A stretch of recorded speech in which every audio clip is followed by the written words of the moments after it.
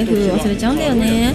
財布忘れちゃうしさ、財布よくなくすんだよね。家の中、今もちろん家の中でなんだけど、コンビニに行くじゃん。で、私基本的に手持ち持ってるものすごい少ないから財布だけで行ったりするんだけど、そうすると帰りにコンビニの袋に財布を入れて帰るの。